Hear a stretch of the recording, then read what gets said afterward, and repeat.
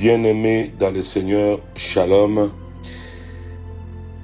J'ai béni le Seigneur qui nous accorde encore cette opportunité de passer sur cette précieuse radio pour ceux qui nous suivent en direct pour continuer notre enseignement. Et j'ai béni Dieu pour cette opportunité. Soyez bénis à tous égards. Soyez vraiment bénis, soyez vraiment bénis. Aujourd'hui, nous ne serons pas très longs. Et j'ai vu que vous soyez concentrés. Comme je l'ai toujours dit, quand vous entendez ma voix, commencez à activer déjà les groupes WhatsApp, commencez à envoyer des messages, même à ceux qui sont au travail, pour qu'ils puissent suivre ce que nous sommes en train de faire. Parce que, bien aimés, les temps sont durs et nous avons besoin de l'intervention de Dieu. Et la plupart des fois, Dieu n'intervient pas en désordre. Dieu intervient en révélant son secret à son serviteur, le prophète. Et à ce moment-là, il a répondu aux problèmes du peuple. C'est pour cela que c'est très important de suivre cet enseignement qui est comme une révélation, qui peut même nous conduire toute l'année dans la prière. On peut tourner tout autour de ça jusqu'à ce que on soit complètement libéré et on va voir que les aspects de la vie sont libérés. Oyezali maloba okana ko lobani bandeli kutalisa oke nzambe soki alingaka ngo libota na ye atindaka liloba na nzela mosakoli etango atindi liloba na nzela mosakoli apesi liloba na ye ndi wana bato bandimi basala batosi mosakoli de délivrance emonani kolo apambola bino nyonso ozebelo bolanda biso bosala signe de vie bisika nyonso bozali poto yeba ke bozali wana bozali kolanda biso comme d'habitude. Nzambe azwa lokumu. Je suis l'apôtre Ephraim Dieudonné Alanga. Je crois que batoto banana bango déjà bayebi et donc n'hésitez pas na numéro obozwaki 032 486 23 21 67 0032 487 86 23 21 67 au comme la biso demande de prière ou bien témoignage. Toujours ma témoignage à Batebele, toujours pas bon Nzambe pour Nango. Et j'ai beaucoup béni Dieu de voir que les bateaux là sur Chypre, sur la Suisse, kuna na ba ville moko reculé. J'ai beaucoup béni Dieu, donc bénis les gens pour nous bien-aimés dans le Seigneur. Et comment le vaccin Nzamba tiabiso vaccin on a pour la pambola et Dieu n'est pas injuste. Il va tourner ce regard vers nous, vers toi qui soutiens cette radio, ce travail, parce que tu es le canal par lequel Batobazo Pambolama. Alors de quoi s'agit-il? Qu'est-ce que nous voulons dire ce matin? Bien-aimés, avant que je ne commence, laissez-moi prier. Père éternel, c'est la première conversation que j'engage ce matin. Et je voudrais que tu puisses articuler mon langage. Ensuite, Seigneur, mettre tes paroles dans ma bouche comme tu m'inspires toujours. Merci, Seigneur, de faire en sorte que toute personne qui me suit en ce moment soit enseignée, bénie et que la délivrance soit totale au nom de Jésus. Amen. Gloire à Dieu. Toujours lever la peine de mort. Et tu expliquas qu'il peine de mort spirituelle et zanini. Dans le baki, l'autre fois, bien aimé, que peine de mort est la plus haute condamnation. Oyo, bapé sakamutu. Du moment où, Monique Moutouana, Azali, Asala Kimbe, Bamoko, Amakas. Alors, bapé c'est peine de mort. Alors, je voudrais mettre, ouvrir une parenthèse pour envoyer Sabino Kemoukili. Oh, on est tous aboyés. Depuis le jour où Adana Eve Bapeshaka, Satan a un pouvoir, Yakosala Mabe Nabatu, où il veut, quand il veut, à tout moment. Et ce n'est pas parce que yo ozo sambelano kukuta na problème te. Mikolo nyoso oyo Satan a continué à maudire batu. Satan a continué à maudire batu. Jésus nous a montré cela dans les paraboles. La parabole il y a semeur oyo asema qui la bonne semence. Mais il s'est rendu compte que ivraie et bimi. Et le Seigneur nous a expliqué que c'est ma soin les parole. Ngai, di pamboli. Mais ba ivre ezali monguna nde aye ko semer eloko mususu. C'est-à-dire que monguna akosemaka toujours.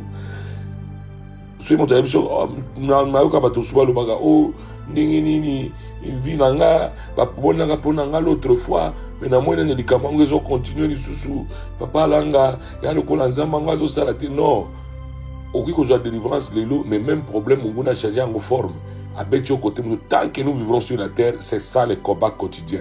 C'est pour ça que la Bible dit prier sans cesse, parce qu'il y a des combats sans cesse, il y a des attaques sans cesse.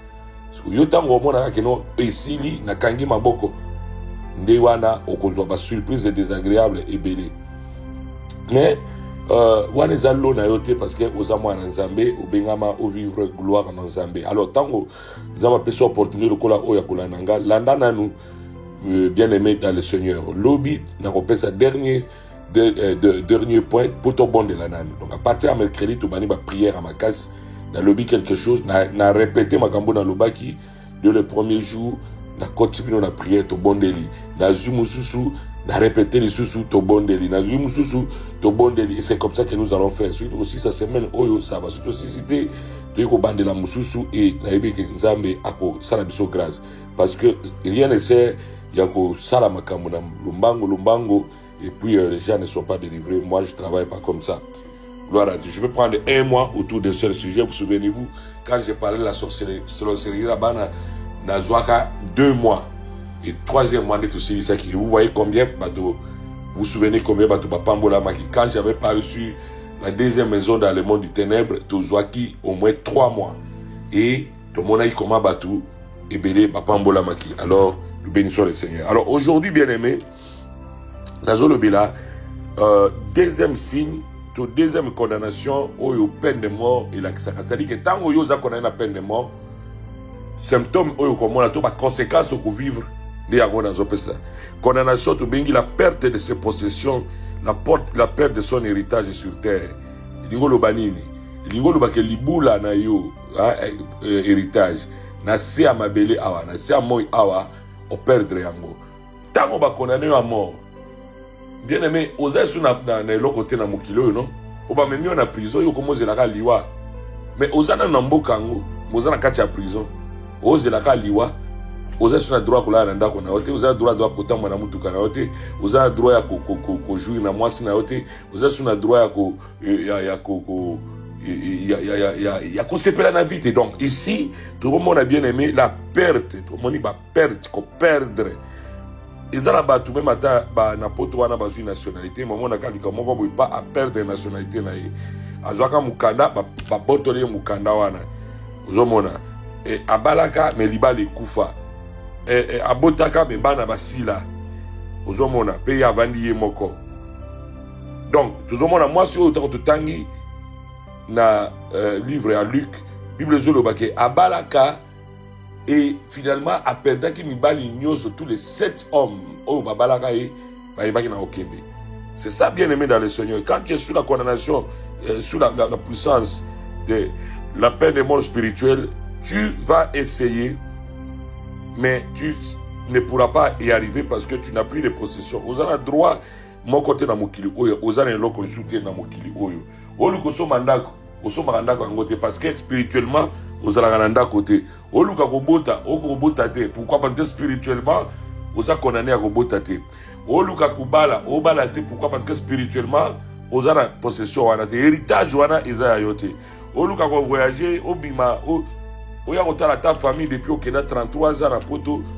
Occasion, parce que spirituellement, vous avez le droit. Voilà pourquoi, bien aimé dans le Seigneur, tu as besoin de la prière pour la condamnation oyo elongwa na vie na yo. Sinon, okobana kotambola lokola moto azala droit du sol te. Oza congolais, nakata mboka na bino moko mais ozo vivre lokola étranger. Yo moko mona koma be étranger ba osepela, mais yo o vivre lokola étranger. Donc ozo vivre vie moko yo moko zo comprendre te parce que tu es condamné à mort. Na mboka musuku te zalaka. Je crois na muto mona ngo aka na Congo. Ba condamné ceux qui bananga ceux qui banani ko bazo sa ba guerre wana mais bazwi bilo na bango nyoso ba tiango à vente bazwi bilo na bango nyoso ba tiango à vente bandeko na bango bakangi bango tu vois un peu bien aimé, voiture na bango, hôtel na bango, botoli. Et c'est comme ça que ça se passe dans le monde du ténèbres. C'est-à-dire que quand la condamnation à mort est dans la famille, la bino, et bien aimé, il y a que bino nyo surtout. Loba oya yebi loba na nzambe, beaucoup vivre les conséquences wana.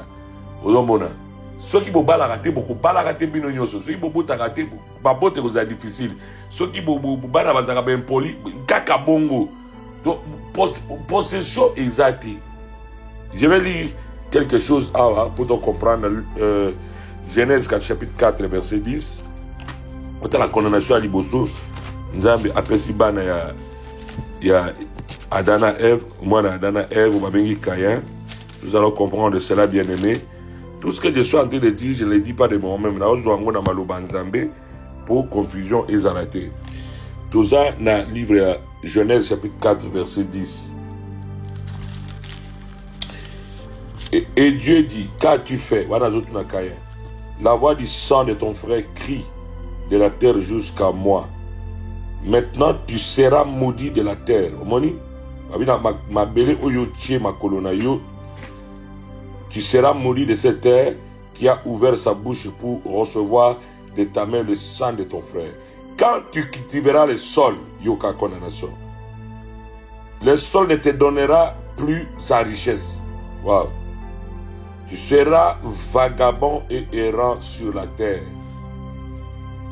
Caïn dit, mon châtiment est trop grand pour être supporté. Bien-aimé dans le Seigneur, Caïn va bandir peine de mort. Pas à comprendre que oh, ils ont peine de mort. Si vous avez na sewana, après malobon nzamba lobaki, Caïn répond nzamba lobi. Châtiment nanga est trop fort pour nous supporter. Nous ne pouvons pas supporter makambo lobi wana te. Pour nous so bominga déjà. Si vous yo lobi na bano tamba na bano yenga yenga. Nazala na domicile fixe te. Nazala SDF. Mais oso bominga te nzambe, moto pa comment nanga ko bomanga po na yesu na valeur te. Ah nzamba comprendre bibo.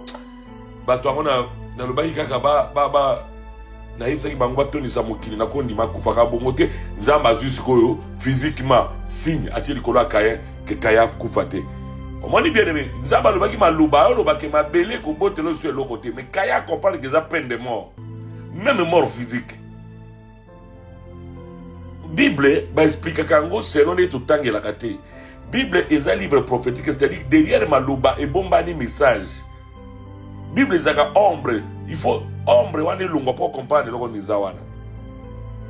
Voyez bien aimé, Caïn ba yebisi omoni nenge yo obominde konayo. Ah, il y a une loi spirituelle qui dit que muto ya koboma pas à l'épée, a okufa pe pas à l'épée, mais ngana oboma yo na nzoto te ko Caïn. Yo na bominde bozwina yo mabele oyo. Yo pona esili. Cultiver dans nengo lingi moko mona ka bambuma na ngote donc voilà c'est quelqu'un qui a perdu sa possession, quelqu'un qui a perdu son héritage. Abi mabele za na richesse ya kosakana te. Mais yo mabele ko pesa richesse te. Voilà la malédiction ningi za la bien aimé. Voilà bien aimé dans le Seigneur comment peine de mort et même ma condamnation et puis mutu a perdu la possession na ye, ba possession na ye. C'est-à-dire ba déposséder on est là comme moko ezaki ya yo. Est-ce que je me fais comprendre? Bah te belé de bozo la nanga boy, bah si bah déposséder bango, c'est-à-dire que ce que tu crois chercher là, tu crois avoir, bah si bah botola yango. Si on okobundana pour rien. Et ça le là, papa tire la vidéo le pango, mais le pango ici bah teka, bah généraux bah si bah zoa déjà. Dire mais obundana yo pour rien. Auto l'exactement bah juge bah yébi que osuka no kaka et suka kaka mabe. Donc, tu vas cultiver la terre, mais la terre ne te donnera pas sa richesse. Ça, c'est un mauvais sort. Au sala, bien sûr, mon sala, mais va produire nango. Yo li en hôtel. Au CP en hôtel. Tala musala Moïse sala qui. Musala munene ya kubisa ba Israël ko souffrir pendant 40 ans, mais va comme dans désert bonza wa Israël qui était au mona mboka kana musika mais au kota te. Eh, au moment de condamnation à peine de mort, n'ingue salaga. Va déposséder yon héritage na yo. Voir les promesses de Dieu. Et quoi que ça va na vie na ote. Ya mo ba to ba kanisa ke non, Ngana vandi kaka place nanga promesse kokokisama. Lokuta. Promesse kokokisa po kokokisama te. Soko zo tambula, nego zo tambula wana. Ozo sala bato mabe, ozo sala makambe belé tema bato zo zoka. Yo kene na nege zelaka nego yo zela wana hein. Au monde en côté. Au monde en côté. Parce que la peine de mort peut être prononcée sur toi. Écoutez-moi très bien. Le monde spirituel est un monde de parole. Lorsque une malédiction ou un mauvais sort est lancé, il y a des anges déchus. Par Ramasakamaluba wana po ba salama bewana. Nzabe yemo kwa beta kate hein. Mais il permet à ce que Satan a ramassé malédiction à Betabadou. Diable paye moko. Je vois un songe qui était perdu, mais ils ont dit que Dieu soit loué. Yemoko, nenge a pouvoir à maudire. Sauf ceux qui ont basa pambola, il ne peut pas te maudire. Mais ceux qui bien aimés dans le Seigneur, aux la protection, mon côté, avec côté de malade, il peut aujourd'hui. Bon, malade, nous sommes dans mon âme. Bino cassé ou tawapi. Et où t'as Satan? Tu vas souffrir les lois, vas souffrir à cause de Satan. Il continue à travailler. Jésus a dit, le monde entier sous la puissance du malin. Mais gloire soit rendue à l'Éternel. Jésus a pari pour détruire les œuvres du diable. Yango siko, n'a pas savoir enseignement oyo, non pas pour na voter kabino na qu'est-ce que c'est, mais pour na comprendre afin que obima na kati ya condamnation oyo. Ayebisi kaye boy.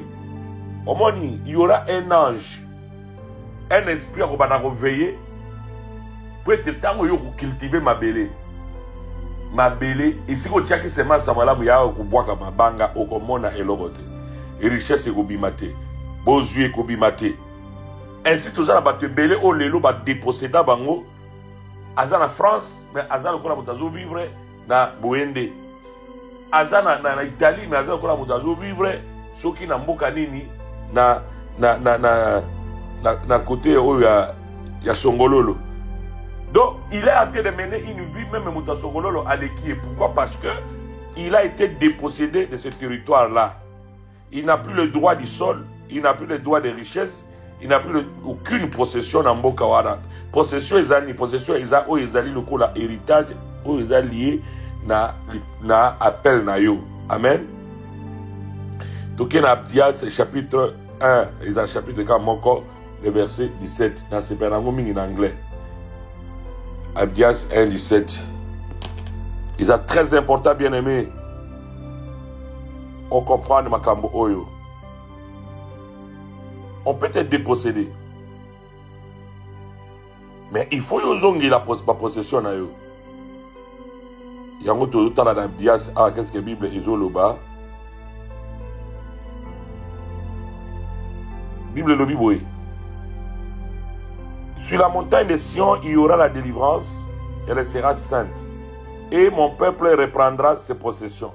Lui, c'est quoi, il dit, mais le salut, donc le salut et la délivrance, sera sur la montagne de Sion, elle sera sainte, et la maison de Jacob reprendra ses possessions. Mon discours, verbe reprendre possession, c'est que là où on reprend, c'est qu'on avait perdu. Si on reprend, c'est qu'on avait perdu. C'est qu'on a été suspendu à reprendre ça.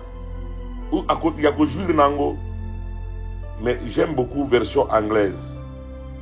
En anglais, balobi boy pour n'abattre pas comprendre en anglais. Balobi, but upon Mount Zion shall be deliverance, and there shall be holiness, and the house of Jacob shall possess their possession.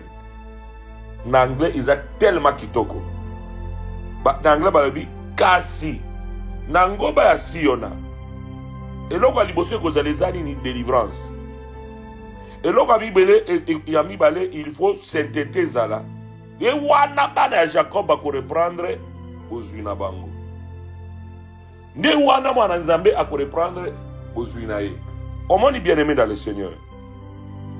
C'est-à-dire que bataille, c'est que Mouta peut perdre aux Unaye, mais Mouta peut reprendre aux Unaye par quel canal? Par la délivrance et la sainteté.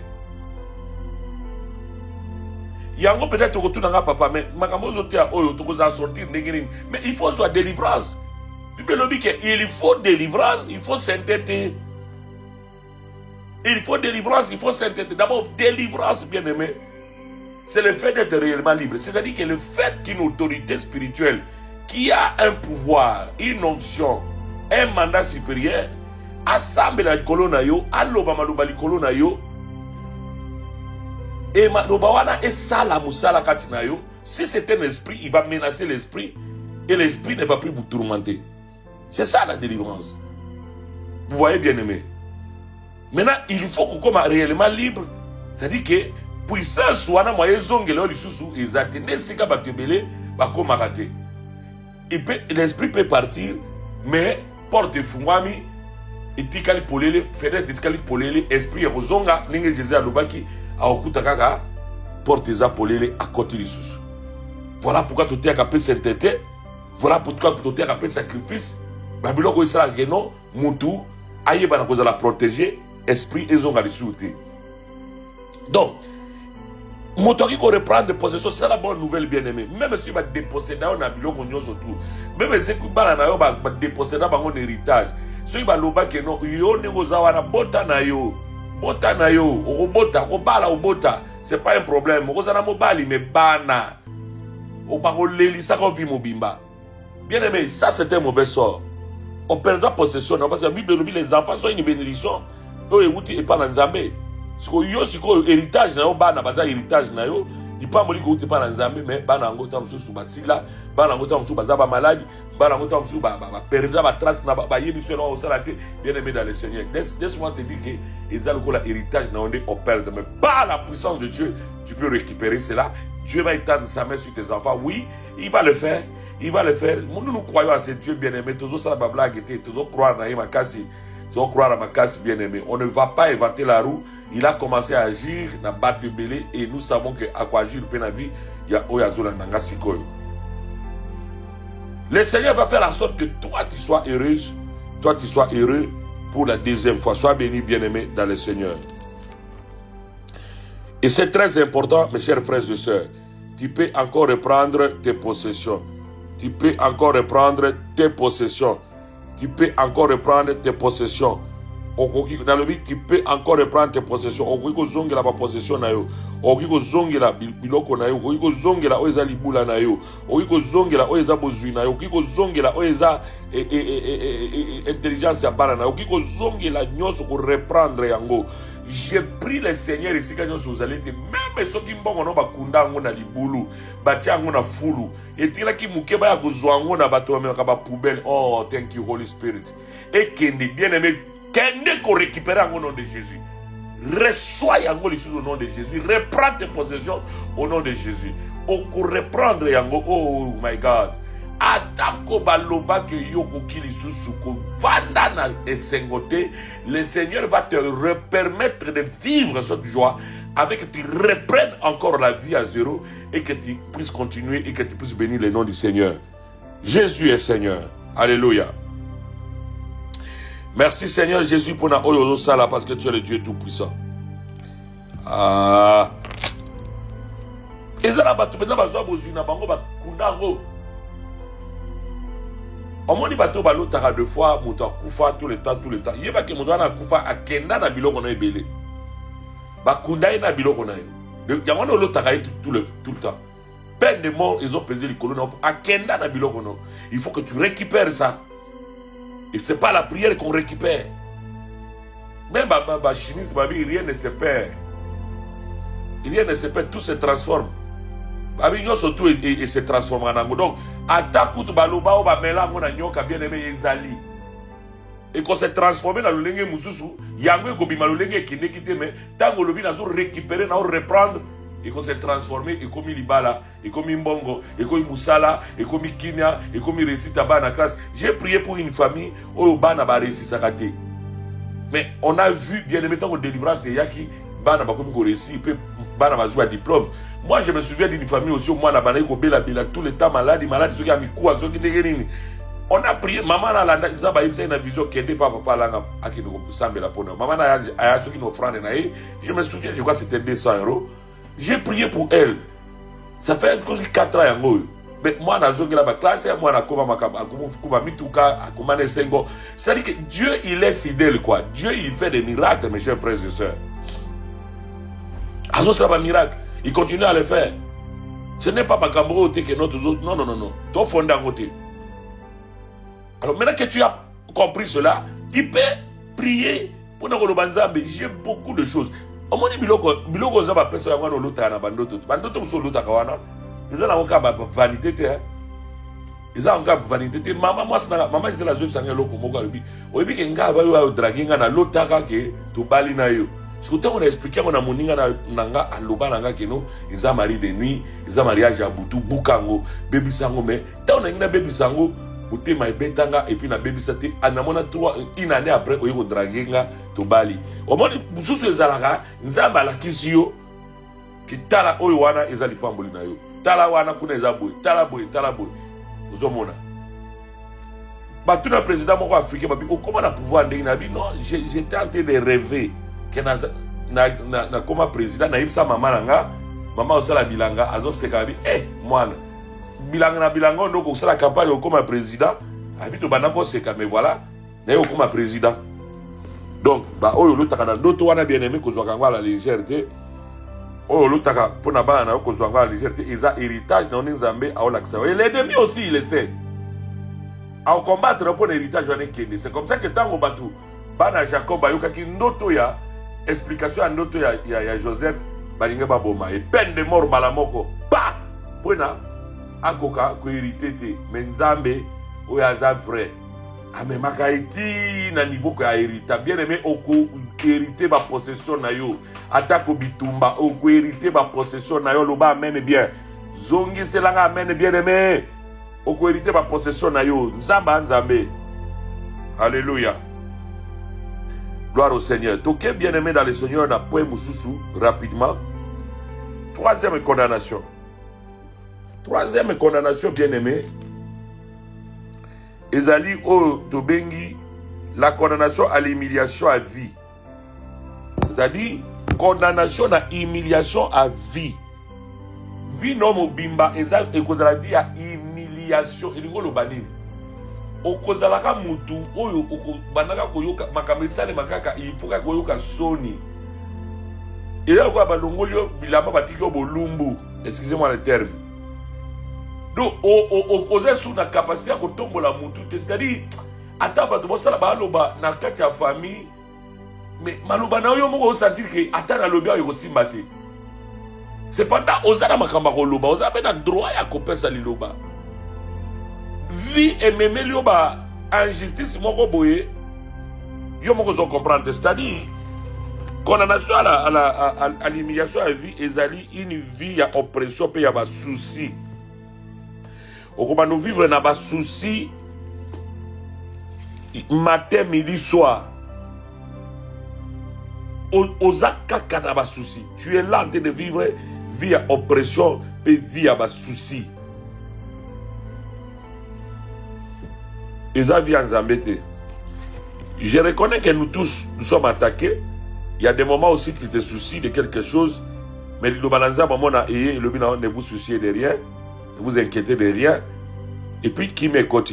Mais oyo mon a bien aimé comme il y a tous les jours tellement ma camboisa que se multiplie, les mêmes causes produisent les mêmes effets. Parce que tu es condamné à mort. Alors, autant que passage moi Psaume 13 verset 2. Psaume 13 verset 2. Ndeko azolela David. Na batango na ye il y a confusion. Saoul azoni ngaka kuboma ye matin midi soir condamnation à mort ezakili peine de mort ezakili kolona ye. David a osambela yokani nga osambela lobi jusqu'à quand kino tango nini Yahweh jusqu'à quand éternel m'oublieras-tu sans cesse nazalo kola moto babosana nzambe jusqu'à quand me cacheras-tu ta face ezakolo bombelinge longi na yo nzambe kino tango nini nzambe jusqu'à quand aurais-je de soucis dans mon âme? Ah voilà. Et de chagrin, et chaque jour de chagrin dans mon cœur. Jusqu'à quand mon ennemi s'élèvera-t-il contre moi? Aïe, aïe, aïe, aïe, aïe, aïe, aïe. Kino tango nini na kozalaka na basusi na âme na ngai. Basusi na basusi. Naza na kimia te, oyo babengaka na anglais, the peace of mind. Na kimia wana te, oyo âme. Molema na ngai eza kimia te, motema na ngai na kimia te. Souci sur souci, nakolamuka na souci. Soki natali mwana na nga souci ebandinga. Soki natali mobali na nga souci ebandi. Soki natali mwasi na nga état komi souci ebandinga. Jusqu'à quand? Jusqu'à quand? L'air kaka ozolamuka yo to koma na mbongo ebele olamuka kaka boye pas il faut que musala. Mais tu avais beaucoup d'argent. Chaque fois que tu te lèves le matin souci ebandi yo. Et ba malade elandi oliaka sou malamu te. Et les calisoutés, bien aimé, ils ont passé. Je connais cette vie-là. J'ai passé des moments comme ça, bien aimé, que ça l'accident, jeune garçon, 23 ans, 24 ans. Balima 4 ans, ma colonie, sont mis balé. Aux an à l'hôpital, 8 mois. Au van hôpital, aux oeufs battés, au balandingenini, au botam colonini, au salam colonini, au monde appelle que tu es condamné à mort. Souci. Ils ont fait veiller yo bien aimé dans le Seigneur. Et bébé si ba ti signaux surtout ya vie. Pe aux à 50 ans comme nous la 80 ans. Pourquoi? Parce que souci et bomaka. Yango ndeko azo sambela. Abi kino tango nini nzambe. Na kozaka na souci na motema na ngai. Kino tango nini bilu makamba mawe ko nyoko langa ko tuti sa motema e kozalaka na kati ya motema na nga boye. Kino tango nini monguna nanga akozalaka toujours na autorité likolo nanga aba no nyoko langa boye. Bien aimé, cela arrive, mais il faut que ça change. Lorsque la condamnation de la peine de mort est partie, nzamba kosala loko moko d'une manière ou d'une autre, ozana kimia. Mabe na bino le témoignage te. Tu ko prier awa, nzamba visiter au bombiango. Au bombiango. Même ko benga pamba o benga te. Ba suku to ba ya na église aye na pas vu miracle akima na ye. Mutu mwinda azaka compliqué hein. Mutu mwinda azaka compliqué. Pas vu na miracle ka bali ale akimi na ye. Akenda kote mususu aboyi na ye abana wana. Wow. David plairait ici, pourquoi? Parce que Saül avait dit Nakola late, il faut David à Koufa. Et tout le monde, tu as vu combien de fois à Bambaye, Bamindu, Kinaye, Bamasas, Naye, à Luka, Kobomaye, David à s'épargner, Kakanangolu Nanzambi. Donc, tellement peine de mort qui prononcée par le roi, il vivait par souci, par chagrin. On m'a dit bien aimé. Et ils ont abattu, maintenant, vivre à Souka vina bango akufa peka na souci wana. Pe ba yisi ba bi moi na ngo akufela ki mwana ngo liboma ngo pe sili. Akufa ki ka likolo ya mobali. Nzambe na kanisa ka mobali abai na mwasi muzoma dibala on pe kufi mobali ko lukaya sa kufa na ye. On a vu des gens comme ça. Mobala ke na ngola ote. Abala. Mwasi kote o ba souci mwasi akufi. Donc ane mobali kuna abane ko luka mbongo mobali tango azonga na mbongo tango wana ba telefone ezalaka te aya na famille esengo wana ba te me mwasi na otiko kufa te papa ba susi kaka mwasi na nga kufa nga na kende ko luka trop tard na ko bona na nzambe te trop tard ezali na vie na yo te makambo ebando salema très tôt trop tard ezala na vie na lisu te. Vous voyez bien aimé, Tokena, psaume 49, psaume 49, verset 2. Psaume 49, hein? Non. 42.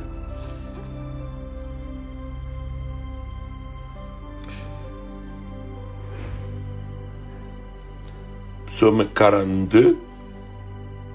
Bon, ok, toujours. Oyo. Verset 4. 42, verset 4. Mes larmes sont ma nourriture jour et nuit. Pendant qu'on me dit sans cesse où est ton Dieu. Alors, na komi kolela bilei nange komi pisoli na yamiso nange komi bilei nanga. Pe bato komi ko mirimire ba oloba nzambe no aza wapi. Nzambe no aza wapi o nzambe no aza wapi. Nzambe no aza wapi.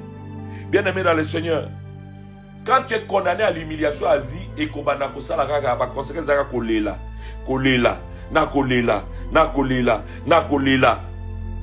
Mais le Seigneur peut sécher tes larmes.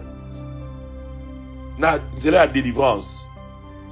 Psaume 43, verset 2. Toi, mon Dieu protecteur, pourquoi me repousses-tu? Pourquoi dois-je marcher dans la tristesse et sous la pression de l'ennemi? Oppression. S'il y a la peine de mort qui te condamne à l'humiliation à vie, tu vas vivre l'oppression. David Alobi, Zambé. Pourquoi Mikolo Natamblaka na oppression sur oppression? Munguna banako oppressé ngaboy. Eza vie en Zambété. Oppression, eza vie en Zambété. Oppression, eza vie en Zambété. Oppression, bien-aimé, eza vie en Zambété. Na yebi bien-aimé que ça t'a rendu oppressé. Mais il y a tout le jour, chaque instant, wana. Parce que, et comme on a un problème, on a on cause de crise, ABC. Il y a un bien en Zambété. Ça t'a rendu combattre, oui. Mais nous ne devons pas vivre tous les jours dans l'oppression. Vous savez, ce qui amène l'oppression, c'est un esprit errant. Azawana, nous avons des sika gouverne, azana kimia tiba, anangote, si omoni yo, landa mutuana. Landa evine mubimba. Nyoza osala, contrariant. Donc, c'est-à-dire, sala est le contraire. Azu musala, boma musala wana. Alinga bala, l'autre sa fiancé na iba ndoto amabe. Bon wana, la te longina ye. Bon wana, ukomi zombie, ukola zombie. Fiancé na ifa l'autre yo. Ale ba bimisi am na yo, na ndoto, okutari siko na esprit wana. Moi, ça, on n'a pas la on va appeler Boyo, allez, oppression continue. Parce qu'il y a un démon, un esprit, Oyo, à contrôler vie. Mais par la puissance de la prière de la délivrance, par la puissance de cet esprit, la Bible dit le joug qui pesait sur ton épaule sera ôté à ce jour. Voilà pourquoi je te prépare pour la prière à partir de mardi.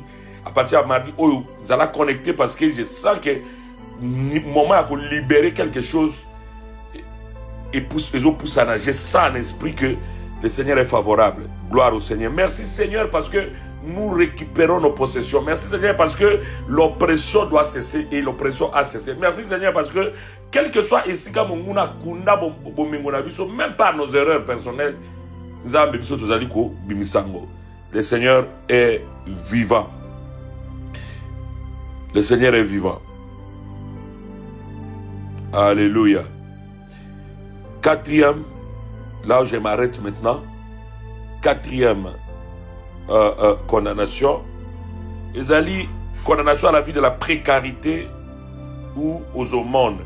Et niveau le condamnation financière. C'est-à-dire que, aux anapoto, mais malgré ma casse au salaka, ils ont comme très difficile, ou comme à fin du mois, Nambongo ou ya salaire. Et comme un match difficile, salaire na yo ekoka. Et pourtant, bien aimé en Afrique, ils ont besoin de $100, mais azo buna na futa manda kona ya $30. Moi, kolia na ba na ye bakina pe classe, moi li kelimba na ye, pe azo s'en sortir. Mais yo so aba 3000 infirmières. Mais au fouti papa. On va makambo boye bibeli ou. Donc ils ont yakamba mongo quoi. Oh, au futa ke un point yoté. Au fouti. Oh, moi on a sur hôtel, un point en dago. Oh, likamoko boy. Oh, mutuka. Oh, c'est-à-dire que vimoko oh net. Et ça fait plus de 7 ans que tu es dans cet état-là. Je me souviens d'une maman qui m'avait raconté une histoire avec papa. Tout ça là, ma qui est 500 de baba bossara na poto wana 500. Je crois avec ceux qui ont 10e personne. Azwa 5000. Monika lera azwa ceux qui 5000 na ibo mpab na maboko. Wana otiko c'est privé hein. Apesa andima sacrifice azwa 5000. Kozwa azwa 5000 na iba azwa ko tikela ye. Maman pika crise AVC. Babenga maman piqué crise. Et leur maman piqué crise wana bien aimé babani bambongo kotinda boy kotinda. Ah non non non non non. Batindi boy batindi bazongisi finalement maman eko kufa. Parce que pour il fallait kundaït. Pour kundaït avec na mbongo te, il a fallu alia pour la deuxième fois ba pesa ye, il pas baninga na ye. Au moins c'est bien aimé à côté sous nyungwa 5000 à quel sous na banque à quel cause sous 5000 aya na 10000 pour ba ukunda mama. Ba kunda mama ya zonga. Parce que zonga ça kali kele ba 500 chaque mois, banque kuna 400 chaque mois. Sangisa la biloko mike msu ndako banini moto azoko kotikala même pas na 50 € te ne vie à précarité. Quand tu mènes cette vie là, sache qu'il y a la condamnation financière. Précarité. Vous voyez? Le Seigneur veut que nous ayons des richesses. Ça vraiment, c'est vrai. Il veut que bisoto posséder ma richesse. Vraiment que osala nango, osangakate. Ça c'est vraiment vrai. Dieu m'a fait comprendre ça. Même bien aimé dans le Seigneur. À tous les amis tout caté, il y a ma, il y a mais au moins que osala oyo maninga bazalango. C'est ça la volonté de Dieu. Et que personne ne vous trompe. Que dit la Bible? Jean 3 Jean chapitre 1. Balobi, je souhaite que tu prospères à tous les cas comme prospère l'état de ton âme. Que tu sois en bonne santé. C'est-à-dire que dans le domaine de sa vie, il fait pour moi. Santé de Zamalam. Libala aux anango. Bano bota. Mais il faut pas mon landa. Vous bien aimé, mon guéri ça quand même pas malade. Et l'on a pas stress, pas souci, quand vous avez un compte, vous n'avez pas 2000 €. Au moment où vous avez un et le Seigneur est capable de le faire. Il est capable de toucher quelqu'un. Les bontés de l'Éternel ne sont pas épuisées. Hein. La compassion est facilité. Il est capable de le faire. Il est capable de le faire. Batebele, baza la condamnation wana. Condamnation la mingi nge tapé na ba biloko o na nina loba. Ah. Omoni mokili o ezaki maudit. Bien aimé la nanga bien. Mokili ezaki maudit. Nzaba maudit ma belé tanga dana Ève. Ba sumukaka. Et la chose qu'il a faite, c'est qu'il a fermé ce qu'on appelle les écluses de cieux. C'est-à-dire nzela oyo mapamboli ba ange mapamboli ba kitaka. Pona kopambola mabele, pona kopambola batu, voilà, banzela la nzaba kanga ngonyo surtout. Voilà. Nzela o bozui elekelaka, nzaba kanga yango.